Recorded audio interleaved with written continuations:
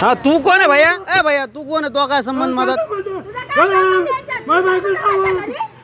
यो राम लांडे इथं येऊन धिंगाणा करायला हे माणसं घेऊन आलं इथं रिकाम घेणं देण्याचे.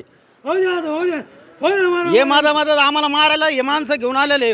उद्या जर आम्हाला काही जर झालं ह्यो जिम्मेदार आहे. ह्यो तडीपारचा गुन्हेगार आहे, ह्यो अट्टल गुन्हेगार. हे माणसं जमा करून नाटके करतोय.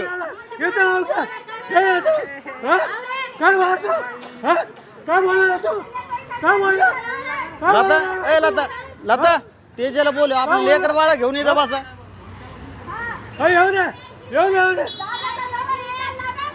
जागा कोणाकडून घेतलेली त्याला घेऊन या.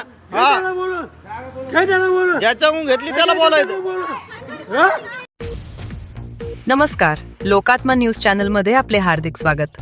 बातमी आहे अंबड येथून. तडीपार असूनही पुन्हा गुन्हा.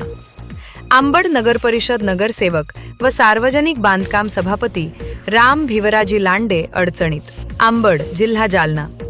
तडीपार आदेश लागू असतानाही पुन्हा मारहाणीच्या प्रकरणात नाव समोर आल्याने अंबड नगर परिषदचे नगरसेवक तथा सार्वजनिक बांधकाम सभापती राम भिवराजी लांडे यांच्यावर गंभीर आरोप झाले असून त्यांच्या अडचणीत वाढ झाली आहे.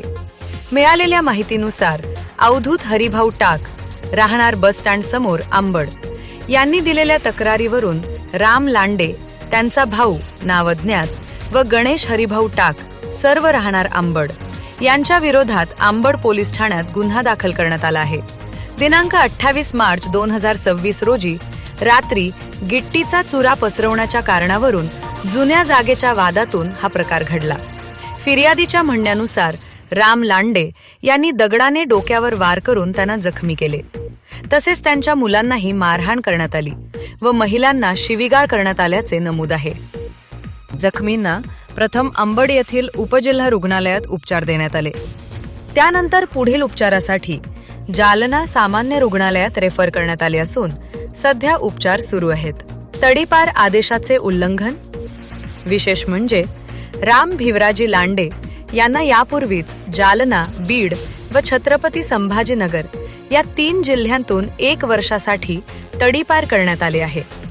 त्यामुळे या प्रकरणात तडीपार आदेशाचे उल्लंघन झाल्याचा गंभीर मुद्दा समोर आला आहे.